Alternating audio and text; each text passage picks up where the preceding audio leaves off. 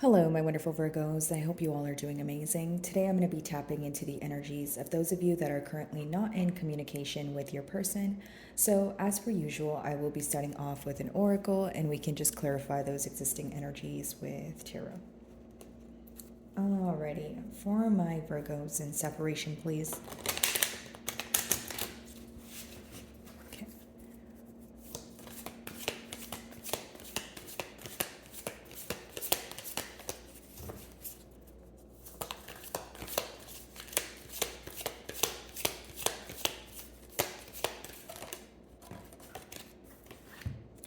Okay, so this is your first card here, imagination. So, definitely an energy of maybe inquiring about what the future holds here. Could be a tad bit of wishful thinking associated, or we're talking about kind of like a fantasizing energy. Doesn't always have to be a negative thing, guys. It could just be that someone is, wondering what the future holds, but they're also wanting more than what is right now, right? So that's the positive about it. But it doesn't talk about practical effort. It just talks about something you're thinking about, something that's going on in your mind. And it's also associated with intuition. Many of you could be letting your intuition guide you on the right path right now. You could be feeling that, you have the answers within. Some of you may be involved with the Pisces here. And the mutual energy between the both of you is infinity. So it talks about a deep desire, a potent connection, right? Feeling like, there's unfinished business because you guys are meant to be. Now, here's what I will say. This could definitely be a connection where you feel like it was a catalyst for your growth in one way or another. But it also talks about, you know, being unable to let go of a connection because you feel like there's more to explore. You feel like there's more to it. So pretty much, like unfinished business, but it's this energy of we did not come this far to only come this far. Okay. And I feel like that's what's going on mutually right now. There is this energy of thinking about each other, but you guys feel very alone, right? Whether it's because you're in a period of isolation and maybe you're not associating with anyone right now, or it's just this inner feeling of a void that you want to fill so badly here.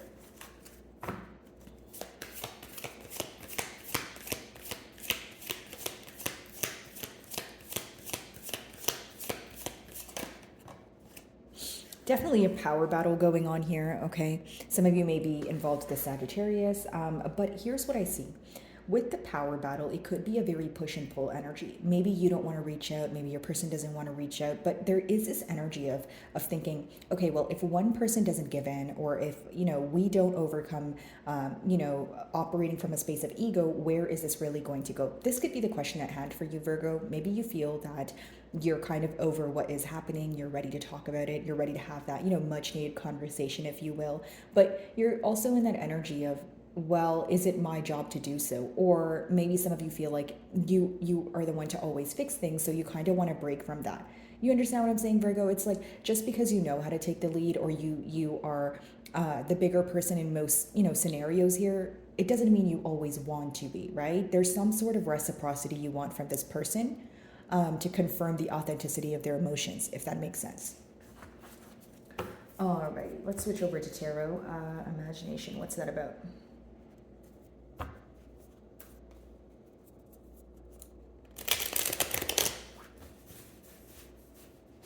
Give me a second, guys. I'm just going to. There we go. Alrighty, so imagination.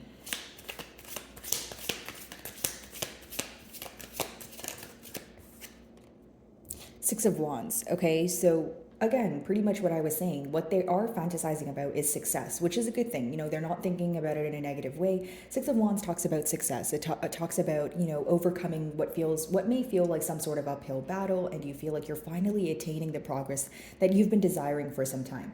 Okay, now I will say that there's so many different thoughts that are crossing your person's mind because, the symbolism behind this god here with many faces is that you're looking at things from many different perspectives, looking at things from many different angles, and again, that's what could be going on here. Although, if you guys realize there's a bow and arrow that he's holding here, and you guys have the bow and arrow in the power card. So that means that you do have tunnel vision on something that you're focusing on. It's like you want something to happen exactly the way you do. Okay, and you're kind of zooming in on that very thing. There's a lot of focus, going to maybe the outcome, right? Maybe you want the outcome to be a truthful conversation. Maybe you want the outcome to be an apology followed by closure. You know what I mean? It's going to vary what you want for the outcome, but you're very focused on it.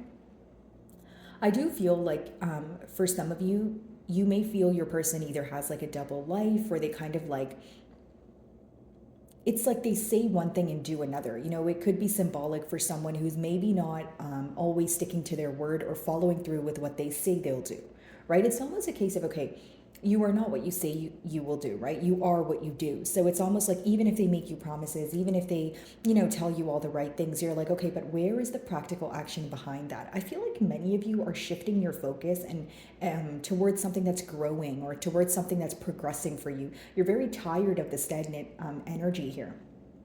Okay, very interesting with the bow and arrow, because that is symbolism for Sagittarius. So maybe some of my Virgos here, you guys do have Sagittarius in your chart, or of course you could be involved with one, like I mentioned.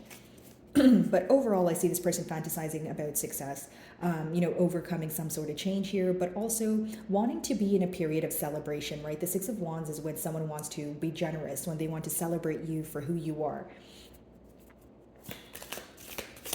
They could feel like you're getting a lot of attention right now, especially if you're in the public eye, or this is an assumption that they're making, right? It doesn't have to be the truth, guys. It could just be how they're perceiving you.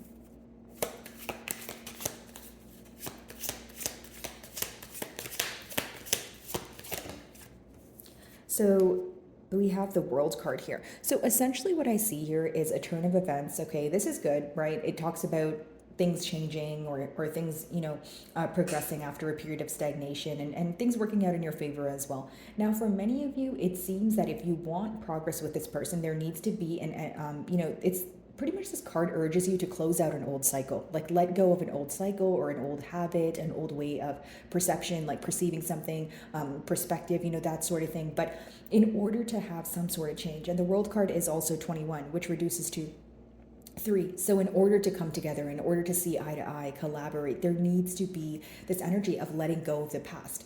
Okay, maybe, because it seems that the middle cards are the mutual energies, it seems that both of you are holding on to something from the past. There needs to be a period of release, is the best way for me to say it here, okay? So I feel like for many of you, it could be why things weren't successful in the past. It could be a specific thing that, led to a separation here that you guys could be focused on. So for many of you, I do feel like there could be a turn of events here, if you guys want it to be, right? Of course, but there needs to be a period of release. Now, in this turn of events, it seems that because the next card is power, there needs to be a release of control also. Maybe things that, they do have the potential to work here, but probably not exactly how you guys want them to work.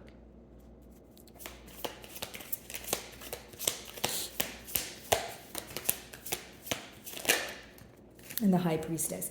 So it seems that, when you view this person, you feel that what they feel makes them powerful is not speaking at all. This could be someone who's avoidant, or they give you some sort of silent treatment to see if they have leverage over the situation. I hope I'm making sense here. Now, the second thing I will say is there is a lot of secrecy here. There's a lot of thinking, there's a lot of feeling, but not really communicating, right? Of course, we're in a no communication read, but the High Priestess talks about an inner knowing, sometimes even a higher knowing, but she doesn't necessarily verbalize that. So what am I getting at here? Your person may feel like either you have the leverage because you know more than what you show, or this is how you're viewing this person to be, right? I just feel like there's a lot of secrecy here. There's a lack of expression, which of course is resulting in some sort of suspicion, right? Maybe you're like, okay, I'm going to question this person's emotions for me, because if they're operating from ego, if they're operating from pride, if they want to be discreet, right? Well, does that mean that they really love me? Does that mean that they really want to move things forward? Like, does the frustration and the petty behavior outweigh the love at hand, or, that sort of thing? So these are the thoughts that you could be thinking at this time, Virgo. But, again, as far as the High Priestess goes, there could be some sort of leverage, or someone taking advantage of the fact that the opposing party doesn't know something, or, keeping something away from someone intentionally, pretty much touching back on that avoidant energy. Okay. Six of Wands, let's see. And Pisceans rule that card as well. So of course you could be involved with the Pisces, fixed sign. Aquarius, Leo, Scorpio, or Taurus. And we do have fire here as well, guys. So Leo, Aries, Sagittarius. Okay, so Page of Swords, a lot of spying going on, a lot of, okay, well, what is Virgo up to, right? I feel like when they do check what you're up to, you're in a very positive energy. And hear me out, Virgo, even if you feel like, no, my days are long, they're hard, and, the nights are empty and lonely, you're doing a good job at keeping your emotions intact. When they spy on you, or they check up on your social media, or they ask about you, it's always good things. So there's nothing negative associated there, but I do feel like there's constantly this energy of, okay, well, what's Virgo up to? And there's also this energy of your person wanting to know the outcome of something before actually doing it. So, it could be, of course, an energy of your person feeling that they're fearing rejection at this time, but it could also be that they want to know how you will receive what they will say. It's like someone who's planning communication, but they hold themselves back because they're like, well, what if Virgo doesn't reply? Or what if Virgo completely rejects me? What would I do then?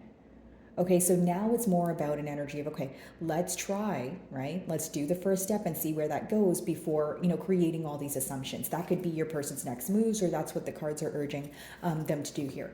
Now, I do feel like with the Page of Swords, there could be an age gap, or, your maturity levels differ here, but mainly when it comes to communicating things in a very logical way. Like maybe your person is a very logical person. The Page of Swords is actually a very smart individual, and they're very quick on their feet, but sometimes they say things without thinking, or they're very select. They have the potential, I should say, to be selective listeners.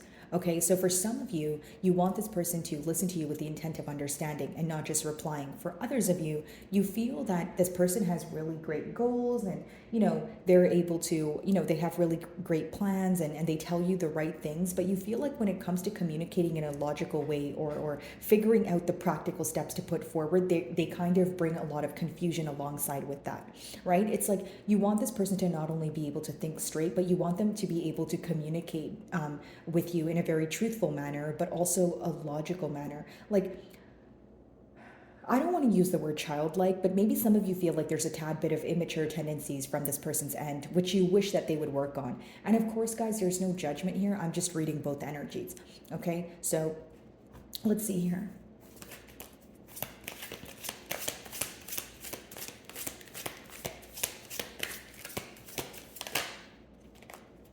Yeah, King of Pentacles. I feel like what they want to offer you is something stable. And mutually it seems that you were able to offer this person something. You were able to take the lead, but you were growing tired as you seen this person was not meeting you halfway.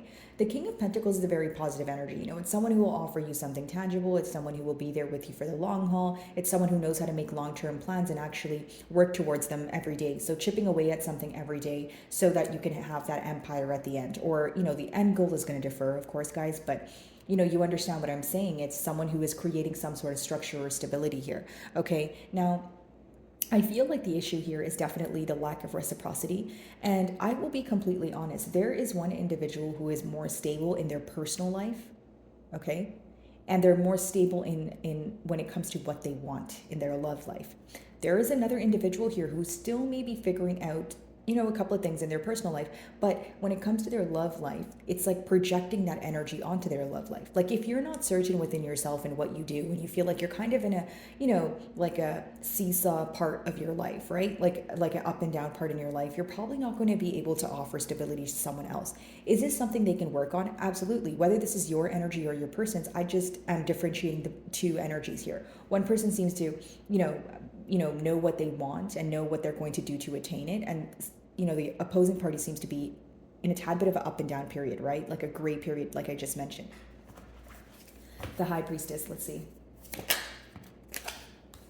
So the King of Wands. So for some of you, it could be a third-party situation. We do have two kings here, or you're involved with an individual that maybe has earth placements as well as fire.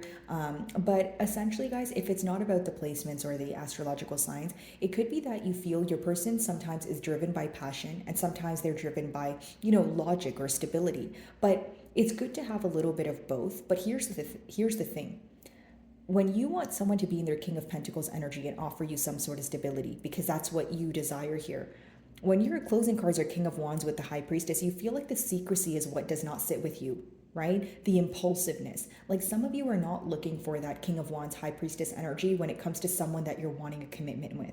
Like even if you feel like some days are great and when things were stable they were, it's almost like what I mentioned, whether you feel like your person has a double life or they have a way of, making things seem like they're smooth sailing, but they also have a way of being very unpredictable. So now the question at hand is, okay, is this something that is, that has longevity in it, right? Is this something that's temporarily stable? Am I willing to tolerate this person's, impulsive activities here, or am I, just looking for stability? And for many of you, it could just be differentiating two different energies, like I was just talking about a few minutes ago. Maybe you are driven from a point of stability, structure, and that is what you want to create. And this person, as much as they want a commitment with you, they're driven from passion, which means they will be a lot more impulsive, which means that they may say the right things and it may feel great, but when it's time to sit down and talk about, okay, what are we going to do?